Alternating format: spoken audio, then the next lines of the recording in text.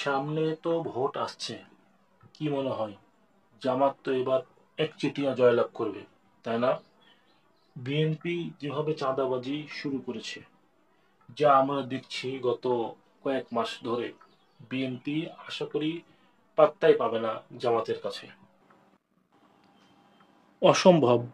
জামাত কখনোই জোট ছাড়া উঠতে পারেনি, ভবিষ্যতেও বাংলাদেশে জামাত কখনো একচেটিয়া ক্ষমতায় আসতে পারবে না। কেন? ডাকসু নির্বাচন দেখিসনি?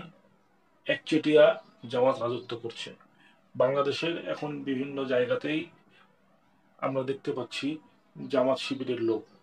দেশ জামাতই চালাবে, তারা আসলে অনেক ফায়দা হবে, দেখে নিস। দেশের কতটুকু ফায়দা হবে জানি না, তবে ইসলামের 12টা বেজে যাবে যদি জামাত ক্ষমতায় আসে। এটা সহজ বিষয়।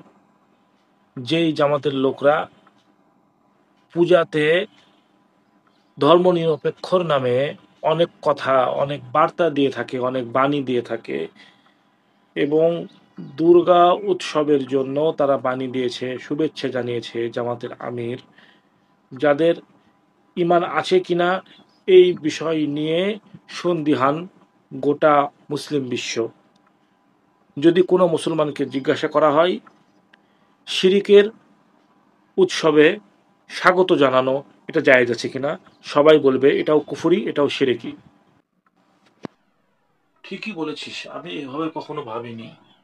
মজার বিষয় হচ্ছে তারা তো ইসলামী সুদ দেয়, রিবা দেয়, কিন্তু নাম দেয় আমরা মুদারাবা, মোরাবাহার মাধ্যমে লাভ দিচ্ছি, অথচ তারা সুদ দিচ্ছে। মানে জামাত ইসলাম মানে ইসলামী সুদ। তারা যদি ক্ষমতায় আসে তাহলে নিকাহে মুয়াক্কাতকে বৈধতা দিয়ে ইসলামী জিনা চালু করবে, ঠিক যেমন তারা ইসলামী সুদ চালু রেখেছে।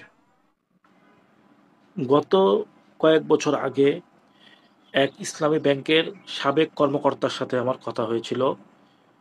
মুরব্বী মানুষ, উনি আমাকে বলেছেন বাংলাদেশ ব্যাংক সহ বিভিন্ন ব্যাংক যেভাবে সুদ দেয় একইভাবে ইসলামী ব্যাংকও সুদ দেয়। শুধু কাগজে কলমে মোদারাবার কথা এবং মোরাবাহার কথা লেখা থাকে, যেটা ইসলামে বৈধ।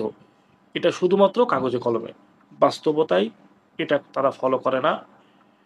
এরা অন্যান্য ব্যাংকের মতোই সুদি লেনদেন করে।